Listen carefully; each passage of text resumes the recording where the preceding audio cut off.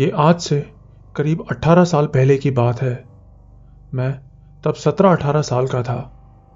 हम लोग एक 1 BHK फ्लैट में रहा करते थे। सर्दियों का मौसम था। तो हुआ ऐसा कि एक रात हम सब खाना खा के सोने के लिए लेटे थे। बेडरूम में मम्मी पापा सोए थे और हम तीनों भाई बाहर हॉल में लेटे हुए थे। उस दिन ठंड भी कुछ ज्यादा ही थी। रात में तीनों लेटे टीवी देख रहे थे। टीवी देखते देखते कब मेरी आंख लग गई मुझे पता ही नहीं चला।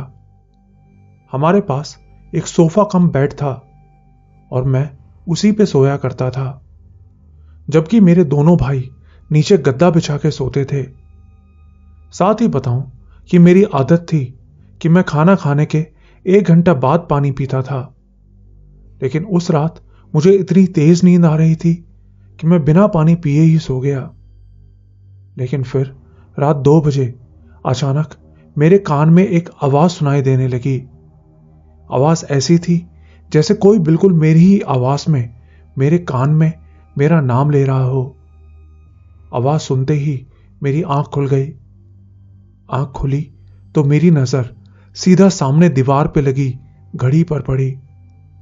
घड़ी में ठीक 2 बजे थे। ना 1 मिनट कम, ना 1 मिनट ज्यादा। मैं उठ के बैठ गया। प्यास भी लगी थी। फिर मैं पानी पीने के लिए किचन में जाने लगा और किचन में मटके के पास जाके खड़ा हो गया। लेकिन मैंने पानी पिया नहीं। बिना पानी पिए ही मैं वापस हॉल में आने लगा। लेकिन हॉल में आते ही मेरी नजर मेरे बेड पे पड़ी। मैंने देखा कि मेरे बेड पे कोई लेटा हुआ है। हॉल की लाइट बंद थी, इसलिए अंधेरे में ठीक से दिखाई भी नहीं दे रहा था। लेकिन यह पक्का दिख रहा था कि बेड पे कोई लेटा है। मैंने जल्दी से नीचे फर्श पर नजर घुमाई तो देखा कि मेरे दोनों भाई तो नीचे ही लेटे थे। एक बार के लिए लगा कि वो मेरे मामा होंगे।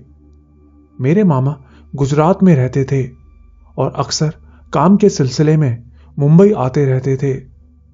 इसलिए जब भी वो मुंबई आते थे तो रात में सोने के लिए हमारे घर आ जाया करते थे। मुझे लगा आज रात भी मामा ही आए होंगे और मेरे बगल में सो गए होंगे। लेकिन ऐसा नहीं था। वहां जाके मैंने ध्यान से देखा तो देखा कि वहां तो खुद मैं ही लेटा हुआ था। वो देखते ही मेरी आंखों के आगे अंधेरा छाने लगा। मुझे यकीन ही नहीं हो रहा था कि ऐसा कैसे हो सकता है। मैं खुद अपनी आंखों के सामने अपने आप को लेटा हुआ देख रहा था। डर के मारे मेरे गले से आवाज भी नहीं निकल रही थी। हिम्मत करके मैं किसी तरह अपने बेड के पास गया और अपने बगल में ही लेट गया, ये सोच के कि जो होना होगा हो जाएगा। लेकिन लेट के मैंने जैसे ही आंख बंद की, मेरी आंख फिर से खुल गई। आंख खुलते ही मेरी नजर फिर से घड़ी पे पड़ी। घड़ी में अभी भी ठीक 2 बजे थे। फिर मैं उठ के बैठ गया, ठीक उसी तरह जैसे अभी कुछ देर पहले बैठा था। मैंने अपने बगल में देखा, लेकिन बगल में कोई नहीं था। दोनों भाई नीचे ही लेटे हुए थे। प्यास लगी तो मैं किचन में जाने लगा, लेकिन किचन के अंदर जाने की हिम्मत नहीं हुई। मैं बाहर से खड़े खड़े मटके को देखने लगा। पूर्णिमा के चांद की रोशनी सीधा मटके पे पड़ रही थी, जिससे मटका चमक रहा था।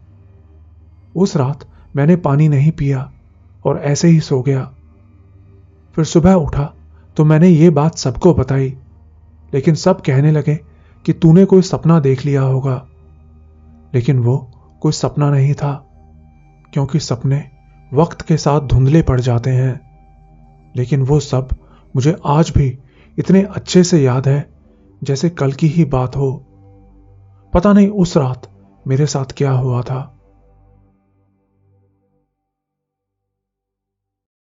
मेरा नाम रमन मौर्य है।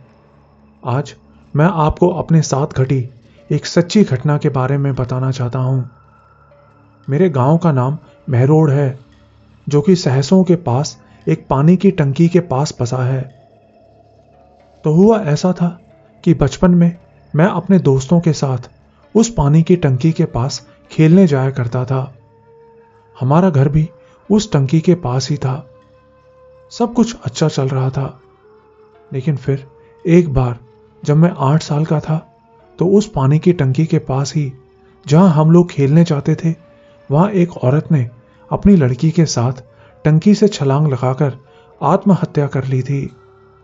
इस घटना के बाद हमारे घर वाले हमें रात के टाइम उस टंकी के पास नहीं जाने देते थे। लेकिन फिर भी हम दोस्त चोरी छुपे वहां खेलने चले ही जाते थे। ऐसे ही 2 महीने बीत गए, कुछ भी अजीब नहीं हुआ। लेकिन फिर एक रात में घर पे सब लोग सोए हुए थे कि अचानक रात 2 बजे के करीब मुझे उस टंकी के पास से किसी के रोने चिल्लाने की आवाज आने लगी। मैंने ध्यान से सुना तो कोई मेरा नाम लेकर मुझे आवाज दे रहा था। मुझे मेरा नाम साफ साफ सुनाई दे रहा था। वो किसी औरत की आवाज थी जो बार बार मुझे रमन रमन कह के आवाज दे रही थी। आवाज सुनी तो मैं एकदम से चौंक के अपने बिस्तर से खड़ा हो गया और दबे पांव बिना कोई आवाज किए उस आवाज की दिशा में जाने लगा जहां से वो औरत मेरा नाम पुकार रही थी। आवाज बिल्कुल उसी पानी की टंकी से ही आ रही थी। चलते चलते मैं उस पानी की टंकी के पास जाके खड़ा हो गया और ध्यान से उसकी तरफ देखने लगा। लेकिन तब मैंने जो देखा वो देख के तो मेरी हालत खराब हो गई। मैंने देखा कि वही औरत जिसने कुछ दिन पहले आत्महत्या की थी, वो उस पानी की टंकी के नीचे अपनी बेटी के साथ खेल रही थी। उसको देखते ही मुझे ऐसा लगा जैसे किसी ने मेरे हाथ पैर जकड़ लिए हों, और तभी वो पलट के मेरी तरफ देखने लगी। मैंने देखा कि उसकी आंखें बिल्कुल लाल थीं और उसके कपड़े खून से सने थे और उसके गाल पे हाथ के पंजे का ऐसा निशान छपा था जैसे उसे किसी ने बहुत जोर से थप्पड़ मारा हो। यह सब देख के मैं बहुत बुरी तरह डर गया, लेकिन मैं वहां से हिल भी नहीं पा रहा था। फिर वो औरत वहीं जमीन पे ही बैठ गई और उसकी बेटी उसके पास जाके खड़ी हो गई। मैंने देखा कि उसकी छोटी सी बेटी के गाल पे भी ऐसा निशान था जैसे किसी ने गरम चिमटा उसके मुंह पे लगाया हो। और फिर मेरे देखते ही देखते वो एकदम से वहां से उछल के मेरे ऊपर आके चढ़ गई और मुझे नाखूनों से खरोंचने लगी। मेरे मुंह से एक तेज चीख निकली और उसी के साथ मेरी आंखों के आगे अंधेरा छा गया। फिर जब आंख खुली तो मेरे मम्मी पापा, बुआ और मेरे फूफा जो उसी दिन हमारे घर आए थे, वो सब मेरे आसपास खड़े मुझे हैरानी से देख रहे थे। वो मुझसे बोले कि अजीब बात है, बाकी दिन तो तुम सुबह 6 बजे ही उठ जाते हो और आज 2 बजे तक सो रहे हो। उन्हें लगा आज संडे है, शायद इसीलिए मैं इतनी देर तक सोया हुआ हूं। रात में मेरे साथ जो कुछ हुआ था वो सब एक सपना था, लेकिन वो सपना इतना असली था कि समझ नहीं आता कि वो सच में ही कोई सपना था या वो सब सच में मेरे साथ हुआ था।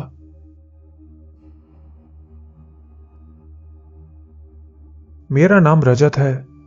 मैं हरियाणा के भिवानी डिस्ट्रिक्ट में पड़ने वाले मंडोली खुर्द नाम के एक गांव में रहता हूं। आज मैं आपको एक सच्ची कहानी बताना चाहता हूं जो मेरी नानी के साथ घटी थी।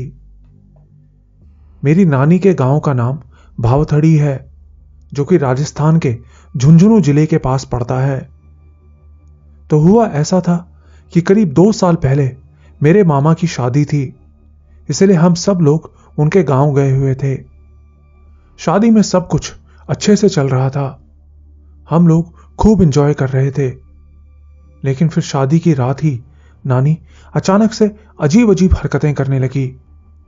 किसी को कुछ समझ नहीं आ रहा था और फिर नानी को अचानक से दौरे पड़ने लगे। उनके चारों हाथ पैर अजीब ही तरह से मुड़ने लगे। हम जल्दी से नानी को घर लेके आए तो वो नॉर्मल हो गई। इसके बाद 10-12 दिनों तक सब कुछ ठीक रहा, लेकिन फिर 10-12 दिन बाद उनके साथ फिर से अजीब अजीब चीजें होने लगीं। जब हम नानी को मंदिर लेके जाते तो वो मना कर देती और वहां जाने से डरने लगती, और ऐसा करते करते ही वो बेहोश हो जाती। नानी को हॉस्पिटल में भी दिखाया, लेकिन कोई फायदा नहीं हुआ। करीब 1.5 महीना ऐसे ही बीत गया। अब मामा को समझ आ गया कि पक्का इनके ऊपर कोई ऊपरी चक्कर है। मामा के जानने वाले एक मौलवी हैं, तो उन्होंने उन मौलवी को अपने घर में बुलाया। मौलवी ने घर में आके 2 दिनों तक कुछ क्रिया की और फिर तीसरे दिन उन्होंने पूरे घर को कीलों से बांध दिया। इसके बाद सब कुछ ठीक हो गया। जब हमने उनसे इस बारे में पूछा तो उन्होंने बताया कि किसी ने इनके ऊपर काला जादू करवा दिया था। हमने पूछा किसने, लेकिन उन्होंने उसका नाम नहीं बताया, पर यह जरूर बताया कि वो एक 46-47 साल की औरत है। इस बात को बीते अब 2 साल बीत चुके हैं और नानी अब बिल्कुल ठीक हैं।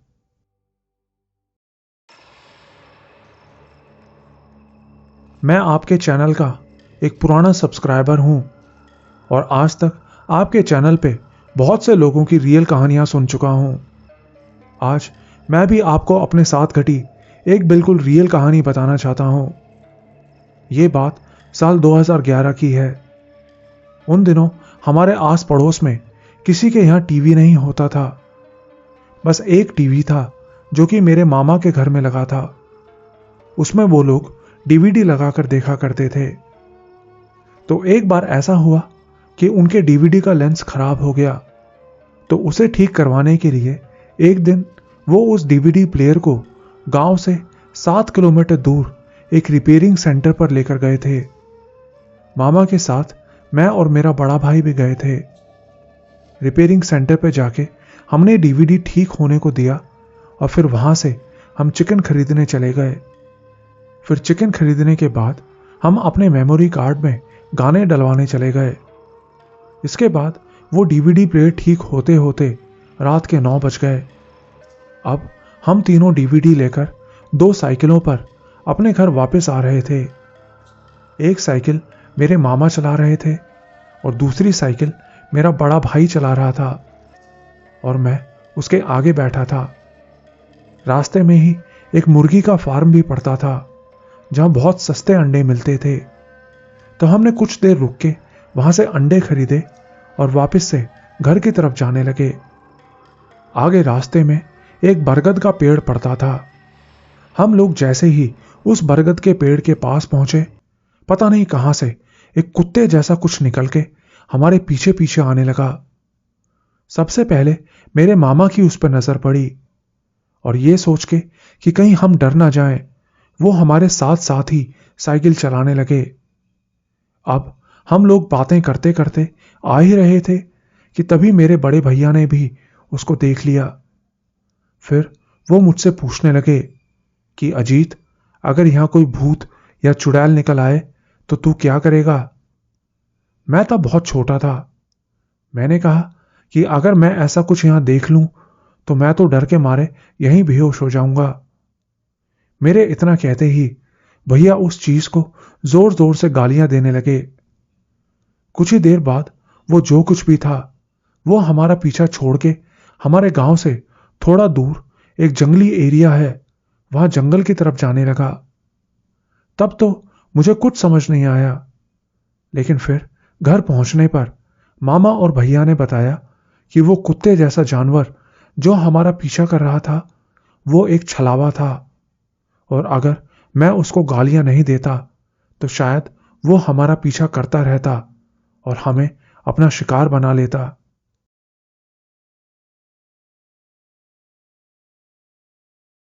मेरा नाम डिम्पी है। मैं देहरादून में रहती हूं।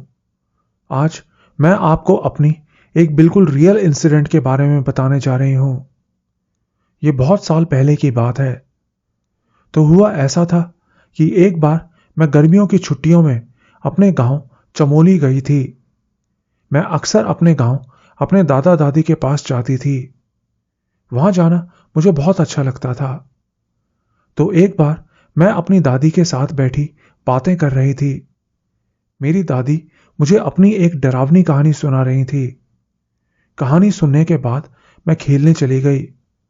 वो शाम का समय था, अंधेरा भी होने लगा था। हमारे गांव में पूरा पहाड़ी इलाका है और गांव के चारों तरफ बहुत घना जंगल है और वहां जंगली मुर्गे भी बहुत सारे होते हैं। तो मैं जाके अपने घर की दीवार के ऊपर बैठ गई और अपने ताऊजी को देखने लगी, जो उस टाइम मुर्गा पकड़ने के लिए गए हुए थे। पहले तो सब कुछ ठीक था। ताऊजी दबे पांव मुर्गे के पीछे जा रहे थे, लेकिन कुछ देर बाद मैंने देखा कि मेरे ताऊजी के पीछे एक और आदमी था, जो बिल्कुल उन्हीं की तरह दबे पांव उनके पीछे पीछे बिल्कुल उन्हीं के जैसी हरकतें कर रहा था। वो आदमी बहुत डरावना था। उसके सिर में किसी बैल के जैसे 2 सींग लगे थे और उसको देखकर ऐसा लग रहा था मानो उसके पूरे शरीर में से खाल खींच ली गई हो। सिर्फ अंदर की नसें ही दिखाई दे रही थी और उसकी एक पूंछ भी थी। उसको देख के मैं उसी समय बेहोश हो गई। उसके बाद क्या हुआ मुझे कुछ भी याद नहीं। मैंने अपने घर वालों को भी सब कुछ बताया, लेकिन किसी ने मेरी बात पे भरोसा नहीं किया। मुझे नहीं पता वो क्या चीज थी, लेकिन ये कहानी बिल्कुल सच है।